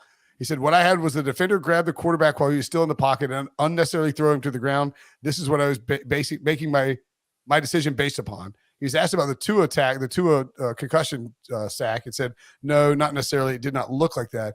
Footballzebras.com broke it down. It's like Jarrett didn't throw Brady down. He didn't pile drive him. He did not punish Brady with his weight and squash him. After the play, Jarrett didn't give Brady an extra shove, shot, or kick. In short, Jarrett did everything he was supposed to do in avoiding roughing Brady. I want to be very careful. Both the referee and umpire can call this foul. And watching referee Jerome Boger announce it, I didn't see a flag on his belt, and I did see a flag on umpire Barry Anderson's belt, leading him to believe that Jerome Boger did make this call. I mean, Jerome Boger's like... He's terrible at his job. He's terrible at his job. Yeah. Awful. And look, it's weird to me that the NFL, and we talk about this frequently for any number of reasons, all of them annoying reasons, a multi-billion-dollar operation. They're still in the 1700s when it comes to officiating these football games. Like, what are we doing? What are we doing? Why do we have old men with maybe they have great eyesight, but the way they call these things, presumably terrible eyesight, slow reflexes, questionable judgment, consistently making terrible calls? Why? What is the end game? What is the purpose? What is the upside? And maybe it creates drama. If that's what you want to do, then mission accomplished. But it's also incredibly like idiotic and annoying to talk about when week after week there's always something, and usually Jerome Boger's in the middle of it with some half harebrained excuse as to why he did what he did. Yeah, I mean, this play was just one of those where literally you never see everyone on Twitter agree on something 100%. Even Buccaneers fans were like, "Oh yeah, that was bad." And when your own team is admitting it, and at that point, obviously the Buccaneers would have punted. The Falcons were on a roll. It's a 6-point game. You score a touchdown, you're gonna win. And so it was just ugly. I will say though, I did see somebody point out that on the play before the roughing the passer, the Falcons got away with an egregious pass interference no call. So that goes to my original point. And I just put the video in Slack so you guys can see on the pass interference. But that's my original point, Breech. There's just a bunch of nonsense going on because yeah, in the fourth quarter, you should just be able to challenge whatever you want. There should be a mechanism mechanism in place. Changing the game. The NFL, it's like, all right, like we know you can buzz in and tell them to pick up flags. Like, why don't you buzz in and pick up the flag on that roughing the passer call that was very clear, like very clearly is going to tilt the outcome of the game. Yeah, there should be a mechanism in place where you can overturn calls that are obviously incorrect. Whether they're subjective or not. I know because the NFL doesn't want to review subjective calls, but things like that, you've got to be able to do something. The man formerly known as T in the comments pretty much captures it succinctly. And he says, I feel like it's on purpose. And part of me feels like it's so ridiculously stupid that it has to be on purpose. Like no one would unintentionally be this obtuse. Like they're creating drama. It's like a reality show. It's like Real Housewives or something where someone says something so completely over the top. Like, oh, well, they clearly did that on purpose. Because there's no explanation. Like in a rational world where, again, you have robots that can do literally anything. You can get a drone to fly your house and drop off toilet paper in 15 minutes, but we can't figure out how to call. We just found out exactly why Axis Justin Tucker's football crossed the uprights in midair, like within 15 seconds of the ball going through the uprights, and you're telling me that we just can't have a better mechanism for stopping Jerome Boger from doing stupid stuff like in the middle of game that changes the outcome, and like his whole crew operating at a D+ level at best? I mean, it's ridiculous. Yeah. I mean, you're getting harder for me. I don't know how you sort of defend that if you're the head of officials, if you're the NFL, if you're Roger Goodell, and maybe again you don't. You like the drama, in which case mission accomplished. You just go hire somebody who can be better than him. You have lots of money. Hire robots. I mean, I will say too that like the Buccaneers completely dominated this game. They were up 21-0, and it felt like 50-0, and the Falcons really got going. And it's just I don't know, like it's just frustrating. I mean, that was like the whole takeaway from the game, even though the Buccaneers probably dominated for the most part. Tom Brady actually threw 52 passes in this game. Leonard Fournette had 10 catches for 83 yards and a touchdown. Mike Evans was pretty good down the field as well. Marcus Mariota led the Falcons in rushing, which tells you a lot about the Buccaneers. Anything else on this game outside of the Andrew Boger? I don't think Cordero played, right? And Tyler Rozier had another nice outing. Yeah, we knew Cordero wasn't going to play. 13 carries, 44 yards. Not bad for Rozier. Yeah. All right, I guess it's one of the best run defenses in football. All right. Cowboys 22, Rams 10. Boy, oh boy, was this a case of an offensive line that is not very good running up against what is already making excuses. Defensive lines in football. Making excuses for Matthew Stafford. Go ahead. Dude, he's under siege. What are you talking about? He's like Steven Seagal. He's out for justice. I mean, it just felt like they got they had a Matt Gay 29-yard field goal in the first quarter to make it 9-3. And then they had Cooper Kupp's long touchdown pass. It just felt like they couldn't do anything on offense. The Rams, that is. Breech, let me ask you, is Riley Dixon a better quarterback than Matthew Stafford? He was 1 for 1 on his attempts on that fake punt. I thought it was Hecker back there. He made it look pretty seamless. Well, I think that was the twist there, is that you don't suspect the fake from the Rams as much anymore with Hecker out of there. And then Riley Dixon came in and made a huge play. But of course, it didn't end up helping the Rams at all. And you know what's funny is we talked about this last week. Brinson asked us what our concern level was with the Rams, and I was an 8.3. I was already high. And now, yes, you were high. I'm into the 9 range. I'm up to 9.1 with my concern level with the Rams. Their offensive line is atrocious. I mean, it's, obviously Andrew Whitworth gone, Austin Corbett's gone, and then you had to fill in for those guys, but they're dealing with injuries. So you have second string guys, you have third string guys in there. And if you play a good defensive front, the Rams can't do anything. I mean, they got destroyed by the 49ers. The Cowboys defense destroyed them. I don't know what the Rams can do to fix the problem right now, except for trade for 3 all-pro offensive linemen. But that doesn't. They don't have any draft picks. What are they going to trade? So, unless they totally revamp their offense in such a way that they're running the ball more to take some pressure off Matthew Stafford, but they can't even do that because they can't run the ball. So, Breech, let me read some comments to you. Eric Baker, says Stafford washed, plain and simple. Jay-Z says Stafford does hold onto the ball too long, though, in response to Brinson. And finally, someone named, Joe Musso points out, Brinson is the violinist of the Rams Titanic. Your response, sir? You root for the Bears? I don't think any of those 3 comments are out of line. They feel pretty spot on. Musso. You tell Musso, the guy thinks he's been. I bet he actually spends an extra 15 minutes waiting to get in this chat just so he can act like he's been working for the entire time. So you don't want to defend Matthew Stafford playing like Russ Wilson? I mean, they look bad. They're terrible against a good defense. They're just not going to be any good. That offensive line is absolute trash, and Stafford is not playing well. They need a second receiver. They need a better offensive line. Matthew Stafford looks like he's injured. He looks like he's dealing with a bunch of banged up injuries, and he's got a bad offensive line. Quit making. I will say, I don't think you're wrong. And Breech is exactly right. The offensive line are down to, the 8th and 9th stringers. Allen Robinson is still wearing his invisibility cloak, which he refuses to take off. Or his I love that the haters and the losers come rushing out to murder Matthew Stafford as soon as they can. It's your fault, by the way. You've been crapping on all these fan bases. They probably liked Matthew Stafford before you started chirping. So they come out to dump on you, and Matthew Stafford's the innocent bystander catching strays. Brinson, is Matthew Stafford still a Hall of Famer? Or has he lost your vote? Oh, boy. No, he's still going to get in the Hall of Fame. He's going to buy a ticket to get in there, though. We'll see. When Andy Dalton's inducted. They're 2 and 3. They don't look good. Personally, I wouldn't take this level of disrespect. Thank you. They lost to the Bills. They lost to a Cowboys team that has a really good defense, and they lost to Cooper Rush. And what the combination? All those 3 games have in common. They didn't score more than 10 points in any of those 3 games. Ouch. They have been very bad against very good defenses, and Sean McVay has a lot to figure out if he wants to maintain this run of 9+ win seasons that he's had ever since he took over the Rams. I'm confident that he'll be able to figure something out. I don't know what that is. Brady Quinn and I talked about it on earlier this week. And it's you can either try and make some sort of schematic adjustments, or you can just try and do what you want to do and hope your guys get better. It's not great. Look, Cooper Rush, not great.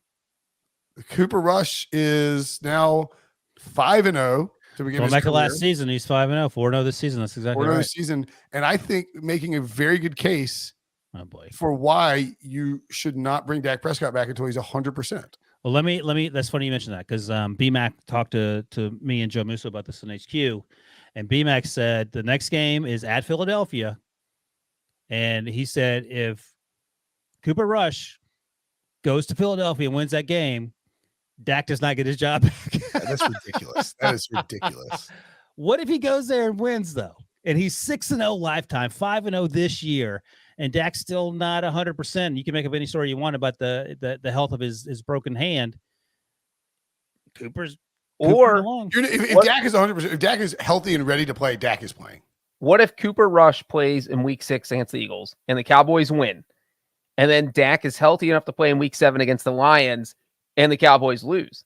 Then what do you do? That's what makes things more. Or you're not benching Dak for Cooper Rush. What about this, though? What about this scenario? I brought this up to BMAC. What if Dak rushes back? If he's ready next week, who knows? But let's say he rushes back next week to play that Eagles game because he wants to be in the mix for a very important game.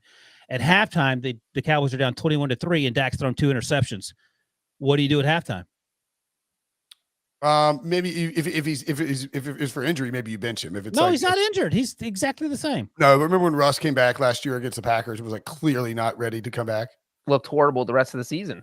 So I'm asking you, what do you do at halftime if Dak is the same health level as he was when you started the game and they're down 21-3 with 2 interceptions? I think you can say Dak is too injured. Dak is not playing well. He's hurt. We're going to pull him out and put Cooper Rush in. They're not going to be down 21-3 because no team has scored 20 points against them.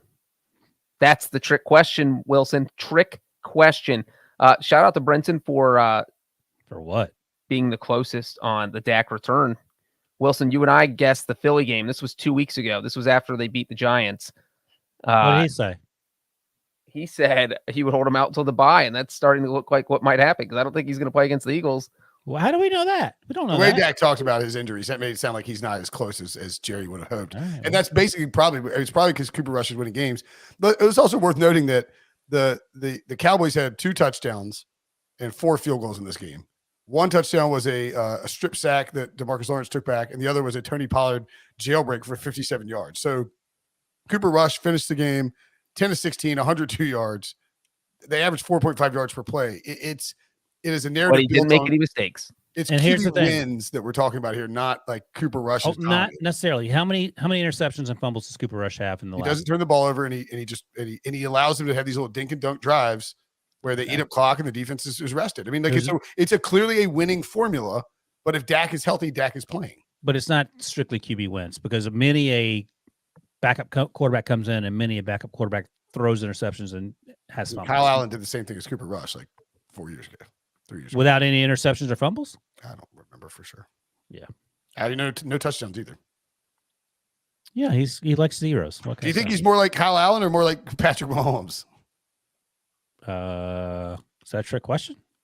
I mean, I'm just saying, like, it's like Dak is playing. Like, I understand the hot takes are going to be coming. But Dak how about Billy promoting the Eagles only content in the comments? Get out of here, Billy. Ridiculous. All right, let's move on. So what do you think? Cowboys 4-1. Like, I mean, the Cowboys are still alive to win the division. Like, they beat the Eagles. They're winning games with Cooper Rush. They're for real. I mean, that's still alive. Yeah, of course. I mentioned this on the at halftime. But like, Dan Quinn has to get a job this offseason. And you know which job he's not getting? The Cowboys job, because Mike McCarthy is safe as you can be with Cooper Rush. Cooper Rush saved that man's job. It's unbelievable. Dan Quinn's gonna be coaching the Panthers. The Panthers should hire Dan Quinn. Dan Quinn does not want that job. And not even tell Matt Rule he's fired. Just hire Quinn. And don't tell Dan Quinn either. Just take him hostage and make him show up in Charlotte. Maybe he'll bring Cooper Rush with him. Okay. Moving along. Giants 27, Packers 22. The early morning game over in jolly old London. Breech, are you concerned about your doppelganger losing to the Giants in London? I mean, if I'm the Packers, I'm a little concerned. The offense just looked absolutely, the whole team like trash in the second half. It was like, the worry was that they would come out and play slow because possessions in the second half. Well, they complained all week about, having to play in London, and Russell Douglas said, this sucks. And Matt LaFleur didn't sound too excited about it. So you worried that they might come out slow, and that's absolutely not what happened. They led 20-10 at halftime. They were dominating, and then just disappeared in the second half. And it was hard to kind of put your finger on it. I would say that it was because they basically gave up on the run. I mean, you had Aaron Jones and AJ Dillon just running up and down the field, having a lot of success. I think they averaged over 5 yards per carry.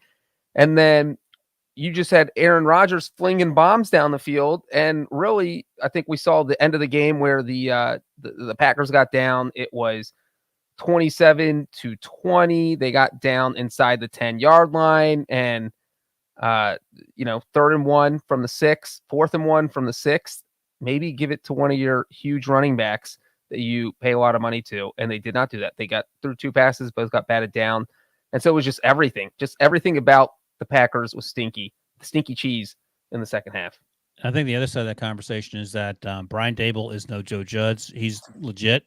Yeah. Like he has been an absolute game changer. And I think that's what gets lost when we hire these coaches. I don't think Brian Dable does Brian Dable call plays or not? I can't remember. No. Kafka. Right, exactly. So he said, I think he figured it out in the preseason. It's like, you know what? I'm not going to do this. I have other things I need to concern myself with. Hey, Nathaniel Hackett, you see what's going on here? Like, and look, we can all agree that there's a reason that Brian Dable was in Buffalo. He was in Alabama when Tua was there. I think Jalen Hurts as well. So he has a long track record of being successful with these young quarterbacks, but he knew enough to know that I can't do everything. And the culture of that locker room has changed. It's done a 180 from when Joe Judge was there. And he has expectations for these players, and they appear to like having expectations put upon them. Daniel Jones looks like a completely different player. Saquon Barkley looks like a completely different player, but I think that's probably more to do with a year further away from that ACL injury than anything. And this team is actually fun to watch, and it's Giants fans that have been tormented for years now, and in the post Super Bowl Eli Manning era, and they actually have something to be excited about. I don't want to say this game isn't a surprise. It's a huge surprise. Wherever this game was played, you play this game on Mars, you expect the Packers to win, especially given that they were up by so much, as Breech noted. But the way with which the Giants came back, and the fact that the NFC East has the Cowboys at 4-1, the Giants at 4-1, and the Eagles at 5-0, no one anywhere on planet Earth, in the solar system, in the Milky Way galaxy, would have predicted that 6 weeks ago. Yeah, I mentioned on the YouTube show with Brinson that since division realignment in 2002, this is just the 4th time a division has had 3 teams with at least 4 wins through the first 5 weeks. That's crazy, man. Any concern about Rodgers, or is this just an issue with the young wide receivers or whatever else? Yeah, heck yeah. I mean, the receivers can't get open. They can't go deep. Rodgers was overthrowing guys. I think there's a lot of concern. You look at how creative the Giants had half their receiving group banged up. Saquon Barkley left the game with a shoulder injury for a little bit. They're missing key players. Daniel Jones playing this game on a hobbled ankle, and Brian Daboll and Kafka are out there just designing this game plan that was perfect. They were like, you know what? If Daniel Jones is going to be hurt, we'll just run Wildcat. Okay. They ran Wildcat. They scored a touchdown on Wildcat, and they just kept running all these plays that perfectly suited the talent they had on the field, which felt like the opposite of what the Packers did.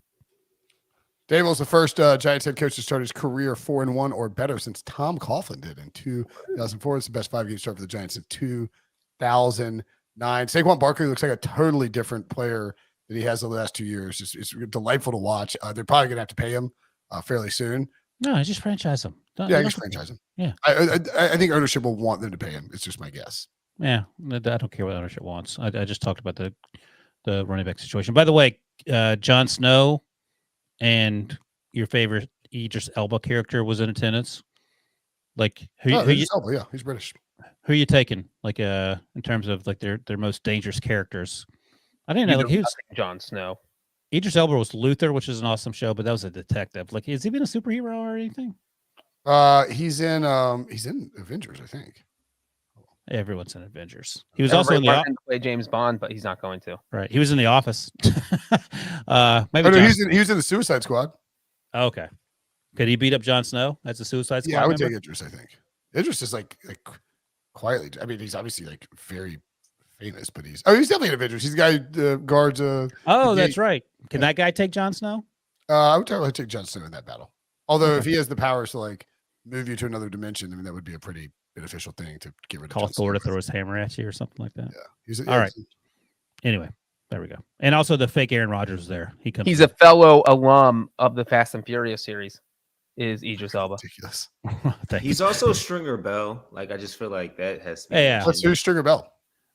You said what?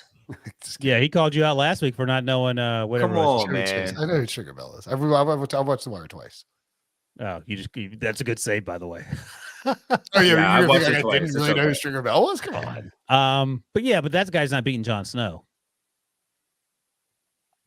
Stringer Bell? No, Jon Snow with mystical powers is probably taking down Stringer Bell. So, but yeah. Nobody's sleeping on the wire, guys. Relax. Everyone loves the freaking wire, okay? You just got lucky. You guessed. What are you talking about? It's one of the 5 best TV shows of all time. Well, although I guess Stringer Bell would have guns and Jon Snow has a sword. Like that. Yeah, but you can't kill Jon Snow. He came after the dead. Oh, yeah, that's right. Back from the dead. Back. All right, we're gonna take one more break. When we come back, we're gonna rip through with the guy with Stringer Bell from with Idris Elba from The Office. Take down Jon Snow. No. He couldn't take down Michael Scott, so he's not taking down Jon Snow. All right, we'll take a break. When we come back, we'll rip through the rest of the games next. All right, some rapid fire stuff. The Patriots 29, the Lions 0. Belichick is now 5. Bill Belichick now 5-0 in New England with quarterbacks outside the first round when making their starting debut.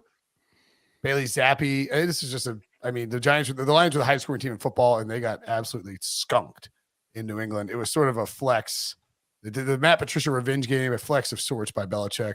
A game the Pats needed to really calm everybody down. They have, as Breech and I talked about on the early odds show, they have a stretch of like 5 or 6 games where they can rip off some wins and get back in the mix. Like, I'm not saying they'll win them all, but I think it's they have the at Browns, Bears at home, 2 games with the Jets, and then one more winnable game, I believe, maybe the Dolphins. But I don't know if the Patriots are any good. I don't think they are, but they can put up games like this occasionally, and that sort of makes him a little bit dangerous, right? This is a whooping. I didn't watch a lot of it. I saw on 4th down, Jared Goff fumble the ball, and it was returned to the house by Jack Jones, I believe, the rookie out of Arizona State. He's had now 2 back-to-back good weeks. Last week he picked 6 to Aaron Rodgers. Oh, no, it wasn't. It was Kyle Duggar, excuse me, from where Kyle Duggar went to college, Brinson? E2. Lenore Ryan, baby. So 29-0 is a whooping. Dan Campbell, I thought the Lions would actually win this football game, and they look like last year's Lions team. So, growing pains remain. I'm worried about Aaron Glenn, the defensive coordinator, who I like a lot, but here the second half, the Lions possession drive chart in the second half. Downs, turnover and downs, end of game. And the game couldn't come soon. This really felt like Jared Goff with PTSD from Super Bowl 53. Just like, I got to face Belichick again. His numbers, his splits against Belichick and the Pats are just horrendous. Yeah.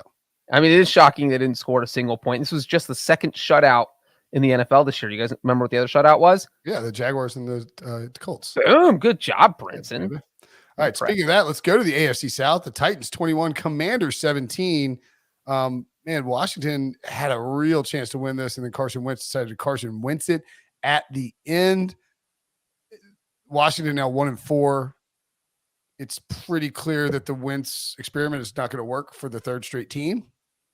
It is October 10th, I will note, as that has been officially put into the record. Is it true that Debo quit because he couldn't handle, like you were talking about, yes. Juju Smith versus Carson Wentz? Imagine that Debo had the nerve to say to me that Carson Wentz is better than Eugene Cyril Smith III. That is panning out poorly for the old Debernator. They had no rush game. Brian Robinson came back, actually led the team in rushing 9 yards, 22 rushing yards, 9 carries, 22 yards, excuse me. He actually came out to Mini-Man, which is has a lyric about being shot in the leg. And 6 weeks after getting shot twice in the leg. It's incredible that he was out there. And the Titans didn't really do anything magical. De'Ami Brown had a great game. 2 catches, 105 yards, and 2 touchdowns. Love De'Ami Brown, even though he went to Carolina. Derrick Henry ran well, 28 carries, 102 yards, and 2 touchdowns. Just felt like Breech, was this the most Titans win in the Mike most Vrabel? Titans win ever. You had Derrick Henry get his 100 yards. You had Ryan Tannehill do just enough. He didn't hurt him. He helped him a little bit. But you know what I am going to say is that I really feel like we all slept on the Titans this offseason. They were the number 1 seed in the NFL in the AFC last year, coming off winning the division.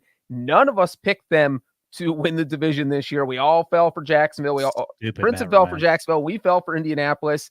No, we all slept on them. I don't know what happened here, but the Titans are now back in first place, and they feel like the best team in the division. So, Joe Musso continue to dunk on Brinson as we move on from points to points. I will say, Breech, the thing that stuck with me was the way they lost that game to the Bengals and how poorly Ryan Tannehill played. Derrick Henry just come back from the foot injury, so he wasn't close to 100%. But that team imploded, and that tainted my opinion of them. And also, I fell for the old Matt Ryan nonsense, which The old banana in the tailpipe. The old banana, Matt Ryan in the tailpipe trick. I just blew up right in my face. Brinson, 1 of 11 on third down for the Commanders. Brinson furiously Googling 50 Cent lyrics to make sure he can have a comeback for Joe I just Musso. was trying to make the reference. It was a cool thing, I thought. Sorry for educating you with my Musso disagrees. Oh, Musso. I love that Musso goes home from a long. He's been in the office. Like he gets the office at noon. Us in the chat. He's there till 1 a.m. He goes home, newly married. He's like, pro no. YouTube shot, too. Pro YouTube photo too. Yeah, very handsome. Titans 13, Jaguars 6. Oh, Texans Texans. 13. How disrespectful of you. Oh, Texans 13. Excuse me. God, I can't read. The Texans, Jaguars just stunk at this game. You know who the real winner was for this game? Breech. Because that was the one we predicted it. Urban Meyer was a real winner for this game. Not my fault, fellas. Yeah, seriously. Trevor Lawrence, 25 of 47, 286, no touchdowns, 2 picks. One in the end zone to Derek Stingley, a backbreaker. Yeah, that was he had some really bad mistakes in this game, and it's not like the Texans played particularly great. I mean, Dameon Pierce runs really hard. Oh my gosh. And I mean, I just think that like, oh boy, like where did this Jacksonville team come from? I had him in Survivor. I mean, this loss doesn't bother me. I think these are the growing pains of a young quarterback, a young team in general. And, Doug Peterson's still trying to put his stamp of what this team should look like. So, and by the way, do you know the last time that they beat the Texans? Well, it's like Texans have won 9 straight. I know that. Crazy, man. 2017, 9 straight. So just like the super weird, like AFC South streaks. The Colts can't be the Jags, and the Texans always. The Jags can't beat the Texans. Yes. Yeah. I mean, I don't know what to say, man. Like you need to go win this game at home.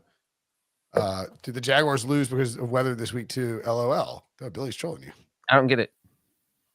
I don't know. Do you not remember what you said last week about why the Eagles were able to win? Trevor Lawrence and the weather and all those fumbles. But I picked Jacksonville to lose, Billy. No. I'm just saying, you just made that a very big point last week. Someone in the comments said earlier during the Eagles conversation, where are all these Eagles fans coming from? Everywhere. They're just out talking smack. I'm going to follow HR complaining against Debo for hiring all these Eagles fans. Jaguars had 22 first downs to 15, 422 yards to 248, 5.8 yards per play to 4.4. They just went 0 of 3 on fourth down and 0 of 3 in the red zone, 0 of 1 on goal to go situations. That sort of tells a story here, right? Like the Jaguars should have won this game, and they just didn't execute. 6-6 for the longest time. I mean, it was rough. This is an anti-Lions type game in terms of the points scored. It was not a fun watch. Well, the Lions scored 0 points, but sure.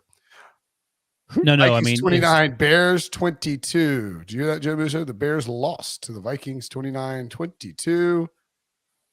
Although the Bears should have won that game. No, you said it out loud. I mean, shouldn't they? Should they have? Kirk Cousins was on fire. He started 17, I think. Stats are like way better. 17. It was 21-3 midway. The Vikings were 12 of 15 on third down. I don't know if the Bears should have won. I just mean like the Bears had a chance to win the game, and it felt like the Vikings only punted once. The Bears literally could not stop them. Minnesota. Let me rephrase it. I felt like the Bears are going to steal this and really wreck survivor pools. I think the saving grace was number one. Oh boy, here we go. Joe Musso making excuses. If you're watching on YouTube, I think the 1 p.m. start was a godsend for Kirk Cousins. But as often happens with Kirk Cousins, he starts strong and then he turns into Kirby, and then it's a matter of trying to sweat out the ending. And was his start strong enough to carry him through the sweat? And you would think 16, or was it 17 of 17 would be enough. And it sort of fluctuates. I will say this is the Amir Smith Marset play at the end where he got stripped as he was running down the sideline, standing up straight by Cam Dantzler that sealed that game. And that's not why they lost, but it one of the my pet peeves is that shocks me when I watch it every single week, multiple times a week often, where guys with the football are shocked to see someone come up from behind and either knock the ball out or take it from them. Like, there are a lot of guys on the field that are as fast or faster than you. And when you're cutting back sideways, typically people will hit you from behind. And more times than not, these people fumble. That's just one of my little pet. I feel like it was a shock to the receiver because it was Cam Dantzler who had just gotten knocked down. And so you don't think that person's going to shoot back up and be the first guy to make contact with you. It was an athletic play. But yeah, you can't be stripped in that situation. So take it back. I don't. Yeah, the Bears should. I don't believe the Bears actually ever had. There's never above 50% win probability for the Bears in this game, even when they're leading 22-21 with and like with 8:48 to go. Like, it was just obvious. I guess it was obvious that the Vikings were okay. I was hoping that the Bears would win and wreck survivor pools, and they didn't, and that disappointed me. Who is the worst and who is the best 4-1 team? Ooh. That's a good question. Do the Eagles count as a 4-1 team? Can we count the Chiefs? The Bills are the best 4-1 team. The Bills are the best, and then the other 4-1 teams are all in the other conference. It's either Minnesota, Chicago. I mean, Minnesota, New York, or Dallas. Giants. The Giants. Giants are probably the worst 4-1 team, just barely. Are they worse than Minnesota? Who would you take if they played tomorrow? The Giants. Really? I'm taking Brian Dable over. I'll take Kevin. I'm taking Justin Jefferson and Dalvin Cook. Yeah. They went to London and beat Green Bay without Wan'Dale Robinson, Kadarius Toney, and Kenny Galladay, if you want to throw him in there. I mean, the Giants are like +10 in their point differential. Vikings are +13. The Vikings beat the same Packers team by 16 points. The Bills are +91 point differential. Not that football works like that. All right. Finally. Oh, there's more. Jeez. One more. It's the last one. We don't talk about it long. We'll let Brinson talk about it. An absolute poop fest of a game. 49ers 37, Panthers 15. Oh, God. Yeah, you explain this. Let's see. I will say, I'm just going to read some text. Let's see. Florio says, by the way, that the days are numbered for Matt Rule. This needs to be blown up. I hate it, but I just think you have to a full reset at this point. Can't imagine Tepper is okay with this. He ain't. Let's see. I mean, they hired Ben McAdoo and signed Baker Mayfield. Not sure what they expected. Oh, and kept Matt Rule. Yeah, rotten top to bottom. Like, it's. By the way, whoever said that text about McAdoo and Baker, that person should get a bonus. Shout out to Owen Zingraf, my buddy, for that. Here's the thing with that Owen points out that I say often. When fans are able to figure out days, weeks, months before the coaching staff and the general manager and the owners are about something being idiotic, that's what's so infuriating when you're watching these things. Like, everyone saw this coming from a mile away. Although, as I say that, Brinson, you and dumbass Breech convinced me that the Panthers might be good this year. So that's on me for falling for it. But I think the lesson is when fans know before the organization does, yeah, what you think was going to happen? Here's a couple more. Remember how cocky Tepper was the day we hired him, grabbing his girl's butt and stuff on camera? Where's that photo of all the head coaches where he looks like an absolute deadbeat? I sent it in. You have to pile hard for like 3 days to make your pants wrinkle like that. That's ridiculous. Get a bleeping grip, dude. You're an adult. He looks like a couple of dudes I saw at the bar earlier. Well, I don't even know what. He looks like he pooped his pants. The picture of Matt Rule at the owners. Oh, the coaches thing, yeah. Like so sloppy. I mean, I think there's a chance he gets fired tomorrow. My guess would be that he gets fired in 2 weeks after they play at the Rams and then they have the Buccaneers. And if you fire him after the Buccaneers, you get the Falcons next. And we've seen kind of a lot of times with these owners and these GMs, and now Tepper may not be this patient, but fire somebody before a game you think you can win, so it makes it look like your decision, like it's it justifies your decision if the team wins. I'm not saying it's. I'm just saying it's.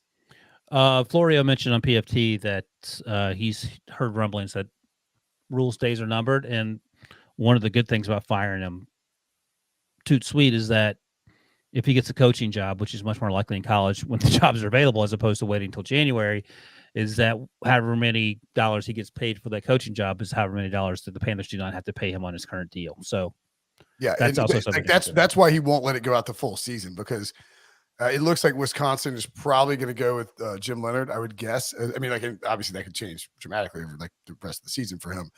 But Nebraska would certainly be a landing spot, and if they're willing to be patient, he'd probably take a little less money from them because you still got that Panthers money. Go to Arizona State. I don't think they hired anyone, right? Yeah, Arizona State would make sense. Yeah, I mean, it's Pac-12. It's different, but he went to Baylor. He turned that program around, or got it back on the map. Temple is obviously he helped revitalize that program, so he's not necessarily looking for an Alabama or an Ohio State. He can go somewhere, right?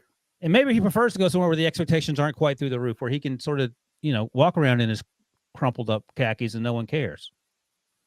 Yeah, I mean, this is this is such an embarrassing loss. Like the Panthers scored, they had a CMC run and 2 field goals, I believe. Or 3 field goals. Oh yeah, they were down 30-12, and like you're down 18, you gotta kick a field goal at some point. But if kicking the field goal at that point felt like, oh my god, like if the Niners punch one more in, this is just humiliating. But here's the thing: if Vince Lombardi was coaching this team in his heyday, Baker Mayfield's still terrible.